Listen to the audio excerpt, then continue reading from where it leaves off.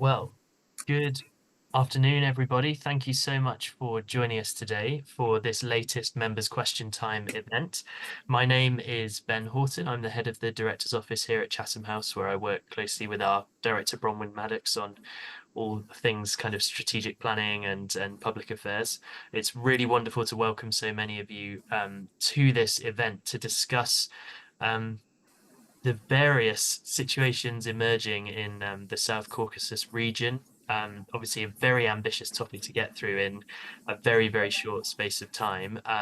But I'm delighted to be joined by my colleague Natalie Sabanadze to cover this for us. Natalie is our senior research fellow in the Russia and Eurasia program here at Chatham House, and has a long career, distinguished career, uh, dealing with the issues that we're going to be talking about today. Just a little bit of housekeeping before we get started. So this event is on the record, it's being recorded, and it's being live streamed, meaning everything that you hear can be shared. So please do share it on social media if there are key takeaways that you want to flag. We will be hearing shortly from Natalie, who will give us some introductory remarks about her impressions of what exactly is happening in the South Caucasus at the moment, and the extent to which Russia maybe is navigating those kind of trends, and what that means for Russia's influence in the region also. I will then open up the floor. We've had some questions submitted in advance. Thank you very much, everybody who sent in their questions ahead of this. But we'll also obviously be taking questions live. If you want your question to be answered, please do just put it in the Q&A box there below, and I will get to as many of them as we can, radio phone-in style. Ambitious effort from us there. We might not be able to get through everyone's questions, but we'll do what we can. Okay, the only other thing that I've been reminded to mention is that towards the end of the event, we will be submitting a question for you all to answer, which is a poll that we'll read out then, which just gets your thoughts on what you've heard today and whether any of that has changed your mind. But we'll get to that towards the end of the half hour. I've spoken for far too long already, so I'll hand over now to Natalie. Natalie, thank you so much for joining us today, and I'd love to hear your thoughts on what is an incredibly varied and complicated region. Thanks a lot, Ben. It's actually very exciting to talk about this. I would like to make three sort of analytical points and then unpack them as much as I can, time permitting, and then hopefully take the questions. So let's begin by actually answering the question, is Russia losing South Caucasus? And I would say that Russia is losing its exclusive and uncontested dominance over the South Caucasus, which it basically held for the past 200 years. However, it is not exactly the same as saying that Russia is losing South Caucasus per se. I think relative to all other actors, and the space is becoming increasingly congested, but relative to other actors, both regional and extra-regional, Russia still maintains quite a considerable influence, and I would say greater, a stronger position than others. But at the same time, it is increasingly constrained in imposing certain outcomes on the region, and sort of defining and determining the situation the way it used to be. So it's losing its hegemonic role, but it is still the strongest player. So that's one point. The other point I want to make is I mentioned that this is becoming an increasingly congested area. You have regional actors vying for greater influence, Russia, which is diminishing, and greater role for Turkey and Iran.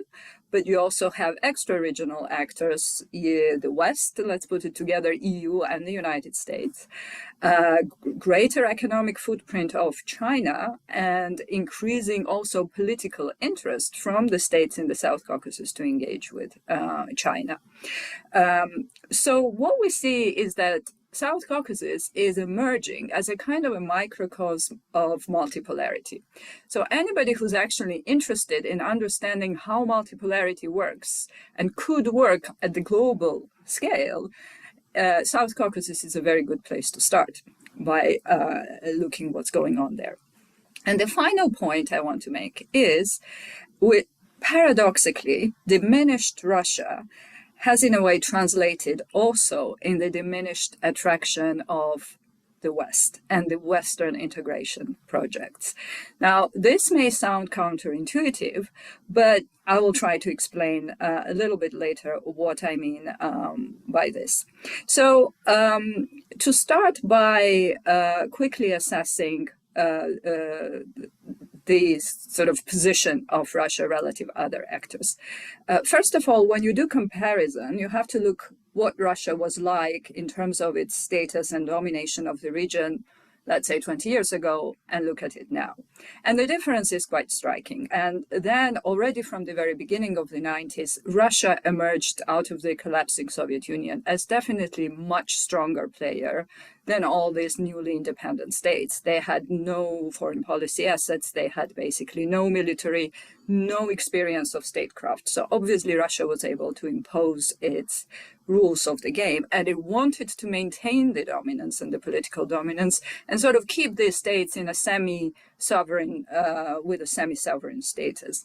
And to do this, Russia leveraged ethno-political conflicts and appeared as a kind of security guarantor. First, it meddled into these conflicts. In the case of Nagorny-Karabakh, the joke goes between Armenia and Azerbaijan. It always supported conflict, so it kind of sold weapons to both sides, maintained a peacekeeping force that was like a major instrument for influencing both Armenia and Azerbaijan. In case of Georgia and its disputed territories, it took side of separatists and then came in as a peacekeeper, which in fact was, of course, Russia's peacekeeping force actually was a conflict-keeping force.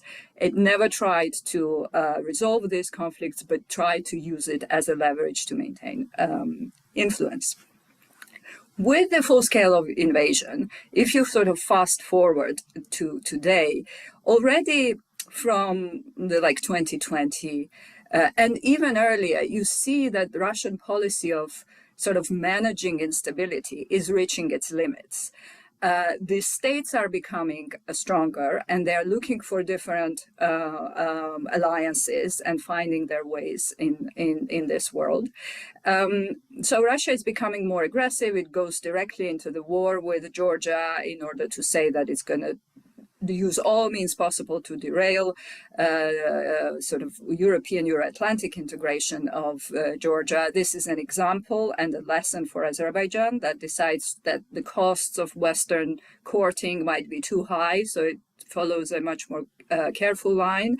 And Armenia remains fully sort of dependent on Russia. So Russia has actually accumulated quite considerable assets in the region over time. Military presence, and even though after collapse of Nagorno-Karabakh, Russian peacekeepers have left, and it's a big exodus of the Russian military, still there are three big military bases in the region. One is in Gyumri in Armenia, which is the second largest city. It's very close to Turkish border, and someone even described it as last remaining piece of Iron Curtain. Then there are military bases in Georgia's regions, occupied regions, excuse me, in Abkhazia and South Ossetia, more or less of the same size. Russia has announced plans to build a naval base in Abkhazia's Ochamchire, given the pressure it is experiencing in Black Sea. Also, it has obviously a huge energy leverage. Armenia is almost entirely dependent on Russian energy resources. Russia remains the largest trading partner and the market both for Georgia, which initially sort of lost these contacts after the war, but now Russia is again a very important economic player in general in the region.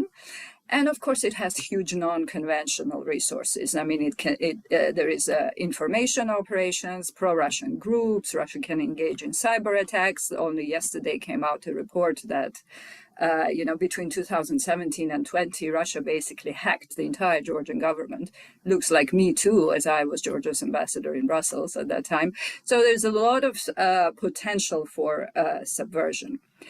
And if you compare that to the assets that other actors have, which have relatively recently entered this theater, it's still quite considerable. Now, if we talk about constraints, and I'll go quickly. First of all, it's of course bandwidth. Russia is engaged in the war. So Russia decided against Ukraine, and Russia decided that it needs to reevaluate its assets in the region and sort of recalibrate. So it decided that the cost of supporting Armenia, for example, was too high. It didn't want to antagonize Azerbaijan, certainly not wanting to fight another war against quite well-equipped and trained army of Azerbaijan, and decided that it needed a stake in the connectivity projects that were going on. So the calculation has changed. That cost Russia a diminished role in the region, but it decided that it needed it more. Whether it's a decision or it's been forced to do it is another question. Linked to this is also that these three states are also more capable, stronger, and they have already sort of accumulated experience of managing very difficult, sort of living in this gray zone. And this has always been a very contested area. You have the rise of Azerbaijan, which is one of the major elements in this, basically sort of eyeing the power, the role of the middle power, and with Azerbaijan, greater role of Turkey. And the kind of logic of competition almost invites greater role of Iran. And that's relatively new. Iran has always been focused on the Middle East, but now sort of feeling a bit, feeling that it has ceded too much influence in the South Caucasus to Turkey and Azerbaijan. It's getting more involved. And as I mentioned, you have China as well, and you have EU, and Georgia is actually candidate status, but paradoxically, Georgia-EU relations today are worse than they have ever been. So in this picture, basically, you really have this microcosm of multipolarity. And it's interesting that the defining features of this, that there are no rules or norms that govern relations. It's a highly competitive environment. It's the logic of competition almost invites the competition to be defined in territorial terms. So you have this return of territoriality, return of the importance of geography, looser alignments rather than strong alliances. And, this sort of personal rapport between leaders becomes important, and multipolarity is not conducive to democratization. And linked to this is precisely this kind of diminishing influence of the West, because for countries, so the countries look around and they see Russia was the major threat. But if they see that Russia as a threat is diminished and it can be balanced out better and more effectively by other actors than the Western actors, and these other actors have an additional bonus of not looking into what's going on domestically and preaching about the human rights and the governance models, it's much better option, you see. Now, for Georgia as well, it was a security paradigm to move to the West to join EU and NATO. But the urgency diminishes if you feel, again, that Russia is not the same and there are other actors that you can sort of balance about. So we can talk a bit more on the questions. Wow, thank you so much, Natalie. That covered so much ground. Thank you. I'm going to dive, I mean, there's a million things I would love to ask as a follow-up question to that, but I'm going to dive right into questions that we've got coming in. Keep them coming, guys, in the Q&A box. I just wanted to pick up, I mean, on this point of the kind of number of different actors increasingly trying to sort of muscle in and influence the region. We had a question submitted in advance, which actually is echoed by Craig Oliphant in the chat around China's aims in the region. So I just wondered if you could tell us a little bit more about um, what exactly China is trying to do in the Caucasus, but also to the extent to which I guess Russia is competing with China, or are they working together, coordinating their activities? Mm-hmm. So, Chinese role is quite interesting. At the moment, it remains economic, and I mentioned economic footprint. For example, in Georgia, Chinese investments in infrastructure are huge. But it also is becoming political because it is the Chinese consortium that won the bid for building Anaklia port in Georgia. And there was it almost became a project of competition, whether American or Western European companies would it go to the Chinese? So China won out. Georgia reached out to China, signed strategic partnership agreement. This was also accompanied by singing praises to China and Chinese model and so on. What is interesting is that unlike Russia, China does not have the kind of political baggage in the Caucasus. So its political influence is not feared as much as, for example, Russian would. So also for the population, it is much easier to accept and see, well, it's an opportunity to basically do business. It's an opportunity for greater development, and we can see that we have better roads. China is also very much interested in developing particularly strong ties with Azerbaijan because, as I said, Azerbaijan is a pivotal state. It's also a key state in the east-west transport corridor, in the so-called Middle Corridor. Now, I don't know how much China is invested in the Middle Corridor, but it certainly is interested in promoting it. And it's expected that China and Azerbaijan will also do strategic partnership agreement. Chinese presence is less in Armenia, but Armenians would welcome greater Chinese investments. And Russia simply has to accept the Chinese presence in the region because Russia is not only fighting the war against Ukraine, Russia is fighting conventional war against Ukraine, and it's fighting hybrid war against West, which it cannot do alone. So Chinese support is fundamental. And even when I was talking about, other actors and how they are becoming increasingly present in the South Caucasus, this is a reflection of the fact that even in relation with Iran or Turkey, if before Russia had a dominant position, now the power balance has really shifted and became much more equal. So this kind of dynamic is reflected in the South Caucasus as a theater as well. And so the same goes with China, where, for example, in Central Asia, it's even stronger, this competition. But, two factors are that the local actors will welcome Chinese economic footprint, and because it has less of this kind of a political baggage. Thank you. Thanks very much. I'd love, obviously, in this week ahead of the elections, we've all got Georgia on our mind. I'd love to just pick up on a couple of questions. One that was sent in on the chat, which is just simply, do you think that the election in Georgia will be fair and free? The one that we're about to witness, and then maybe just picking up on Nicholas Bruch's question in the Q&A. Just what might increasing alignment between the Georgian and Russian governments mean for security in some of those particularly tested parts of the region, like Abkhazia and South Ossetia? So election point, and then also the kind of security point. Yeah. All right. Briefly on the elections, will these be free and fair? These will be competitive elections, and we have four sort of electoral blocks competing.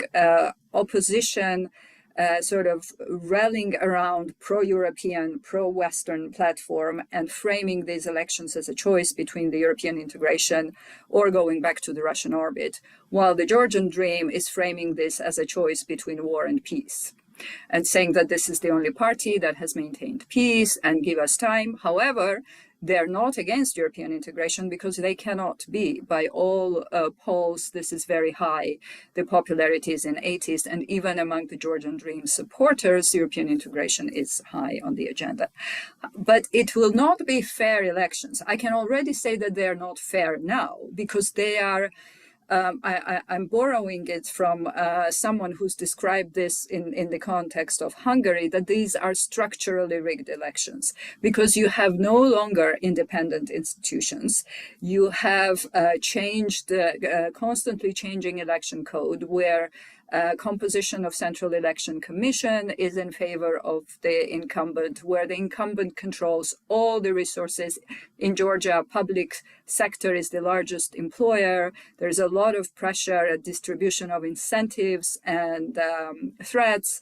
So all in all, the structures that are put in place make the playing field so uneven that basically winning elections for the opposition is extremely difficult. That's why they're so sort of mobilized, and this is a real sort of fight right now. The only structural sort of incentive that right now, or advantage the opposition has, is that this will be for the first time fully proportional elections.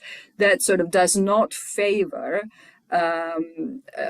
absolute majorities. And there is a chance that there might be a coalition government coming out of this. So these will be competitive. We will see. And I think the stealing of elections, that has become much more subtle. They don't do it on the day of elections. It's predetermined. It's as I said, it's already structurally set. So it's unfair, but there is still a chance. And yes, about the alignment between Russia and Georgia and the security implications of this. So there has been a lot of speculation what Russia will do in relation, while Russia is kind of adapting, right, and recalibrating, as I said, and reevaluating its assets. It has Abkhazia and South Ossetia, which is like South Ossetia, basically it's a dagger in the heart of Georgia. It's right in the middle. Russian troops can simply walk down and block the major highway and split the country in half. Abkhazia, Russia needs for the dominance in the Black Sea. But before they recognized these two regions as independent, which in a way diminished the leverage. And then they started to promote a recognition of these regions by other states, basically trying to buy recognition in various countries that didn't know what was going on.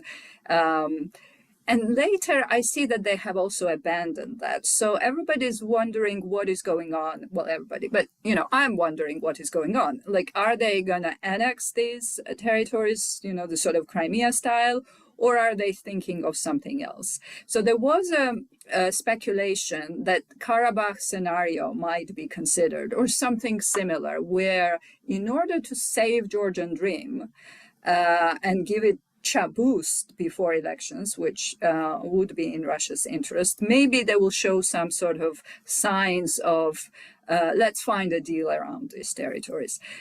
They backtracked on it, and I think Russians simply don't trust Georgia enough at this point. And also Abkhazia is really quite important. But this might come back. And what is interesting here, again, another kind of characteristic of the multipolarity that defines this region now, is that conflict resolution is taken out of the multilateral normative framework. And it's all done either by force or behind the scenes sort of deal. And there is an expectation that this is how it will work out. So there's much to talk about also in relation what that would mean, Georgia's relation with NATO, with the European Union, but we don't have time for that. Yeah, sorry, I feel like we should be running these MQTs weekly to get through everything, everything that we would want to talk about. there's a couple of questions I also wanted to come to that were submitted to us in advance, but again, Amitav in the Q&A has also really helpfully brought up, which is around the Middle East. Mm-hmm. Obviously, we're tempted when thinking about Russia and this region as well to be thinking about the implications of the war in Ukraine. And sat here in London, it's very easy to think about the connections there. But uh, what a number of our members seem curious to know a bit more is how is the ongoing conflict between Israel and Hamas, and now escalating into Lebanon and elsewhere, and potentially involving Iran. How is that going to how is that being received in the Southern Caucasus? What might this mean for kind of how will these countries align as that conflict develops and escalates? And Amitab's actually brought out specifically the question of where Azerbaijan might position itself in this. Would it potentially allow its territory to be used by its ally Israel for military action against Iran even? So yeah, how is the conflict that we're seeing in the Middle East kind of rippling out? Yeah, I mean, I think this is a very good question because, and also linked to this whole notion of Russia's near abroad being restructured. As a result, we see a greater merger between South Caucasus and the Middle East as two increasingly interrelated and interconnected regions, particularly with the greater presence of Iran and to a degree Turkey. And geography is this is a logic of geography in some ways, because if you look at the distance between Yerevan and Tehran, Baku and the city in Iraq, for instance, or Tbilisi and Ankara, it's all within 1,000 kilometers line. So, and traditionally, Middle Eastern powers were very much present there. In fact, what is going now is, in a way, return of the old imperial contestation. South Caucasus has always been a battleground between Russians, Ottomans, and Persians. And that's in a way what we see now. So there is this definitely greater interlinkage.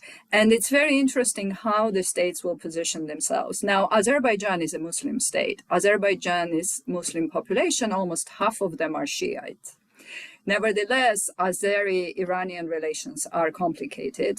There are territorial issues, there is mistrust, there is ethnic issues, although now there's been quite a lot of normalization behind the scenes. At the same time, Azerbaijan is Israel's major ally. Azerbaijan supplies Israel with 40% of its oil needs. And most of, I think, Israel now amounts, Israeli equipment is about, in weaponry, 70% of Azeri equipment. So, and it was actually Israeli kit that has been used quite effectively in this last war in Nagorno-Karabakh. There are also reportedly Azerbaijan allows or would allow Israel to use its air bases for various reasons. Now, it's not really clear, and I cannot predict how far, but perhaps for refueling, for training, but the access is pretty much there. And what is also interesting is that Azerbaijan is not really following the line of this sort of Muslim solidarity when it comes to assessing the situation or condemning the situation in Gaza, because there is not much domestic pressure to do it. Because it is largely secular, but also because a lot of Azeris appreciate Israeli sort of support in regaining territorial integrity. So lack of domestic pressure is also quite important. Now, Iran, there is a real risk that if the confrontation and actually the war happens between Iran and Israel, this will have direct impact on South Caucasus precisely through these alignments, Azerbaijan with Israel, and will it be under pressure, and whether it will change the position, I doubt it. But Iran is also interested in maintaining good relations with neighbors. Iran's relations with the neighbors, with the West, are very bad. So this normalization with Azerbaijan is also driven by pragmatic interests. So perhaps one would expect that Iran wouldn't push too much Azerbaijan in this particular case, but we will have to see. And of course, the position of Russia is here quite interesting, because Russia has changed its traditionally equidistant sort of position in the conflict in the Middle East. And because it now has to promote this whole idea of Western double standards, neocolonialism, and so on, has really sided with the Palestinian cause, and so did Turkey. So there will be pressures definitely felt on the regional actors from the Middle East, and this tendency of the two regions to merge. Natalie, thank you so much. I think we are out of time, unfortunately. If my colleagues can confirm, but I wonder if I might just squeeze in one more question, if you don't mind, which was another one that was submitted in advance, which basically asks the question of what the impact of the South Caucasus has on Russia's kind of internal kind of stability and security as well, particularly Russia's kind of southern regions. Does continuing instability or sort of conflagration in these smaller countries that we've been talking about today, does that have an impact on Russia's southern regions? And I mean, in the question they actually ask, does it become a weak spot in Russia's defense? Well, this is how Russia viewed South Caucasus Right. traditionally. I mean, Russia viewed South Caucasus, the importance of the South Caucasus was twofold, right? One was as the basis for projecting its influence, well, its buffer zone, then as a basis for projecting its influence beyond the region, dominating Black Sea, but also influencing the Middle East and the Mediterranean. And most probably importantly, was the connection between the sort of northern Caucasus and the South Caucasus, and Russia viewed it as one sort of security complex. And believed that dominance over South Caucasus was very important also to sort of keep an eye on what is going on in the north. This was particularly the thinking somewhere until mid-2000s, because that in a way also reflected Russia's own anxieties about controlling Northern Caucasus. I think they have diminished now, although the repercussions of what is going on in the Middle East might very much play in the North Caucasus. So it's not entirely detached, and it's not clear how much, I mean, Russia controls the region definitely, but through the strongman, and we saw the events in Dagestan. But the link between South and North Caucasus, in my view, is becoming more blurry and less obvious, just as much as South Caucasus as part of Russia's near abroad, as opposed to the other parts of the world and other theaters, is also becoming more blurry. That's really helpful, thank you, and a good place to end, I think. So the only thing that remains for us to do is to now ask our audience for their thoughts. So I think my glamorous events colleague Tom is going to flip that up on the box there. Yeah, thank you very much. So now we can see. So we would just love everybody's initial thoughts. Given everything that you've heard today, Natalie's excellent overview of everything that's going on. Since Russia's full-scale invasion of Ukraine, has Moscow's influence in the South Caucasus increased or diminished? We'd just love to get your thoughts on that before we head off. We'll just give you 10 or 15 more seconds just to get your votes in.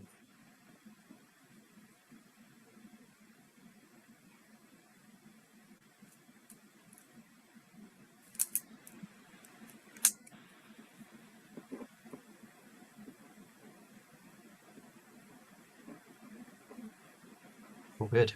The results are pending. I just, while we're waiting for the results to come up, I just wanted to say, there we go. Oh, here we are. Oh, nice. There we go. No more filibustering from me. Keep it going. Okay, All so right, the results are in. Interesting. Thank you everybody for voting. So we have it's not unequivocal. No. We've got some differences there. We've got some differences, but the results are essentially that just under half, 44% of our listeners here believe that Russia's influence has in fact diminished in the region, with 28% thinking it's increased and 28% still undecided. So I feel like that's grounds to have a follow-up conversation. If we've still got people who are not sure, we need to come back and Very good. head on. But thank you. Natalie, thank you so much for joining us and for being so generous with your time and answering so many of these questions. Thank you to everybody who submitted questions in advance and who asked them in the chat today. I'm sorry we didn't get to everything. But I guess all that remains for me to say is from Chatham House, enjoy the rest of your day, and look forward to seeing you at the next event. Thank you. Thank you.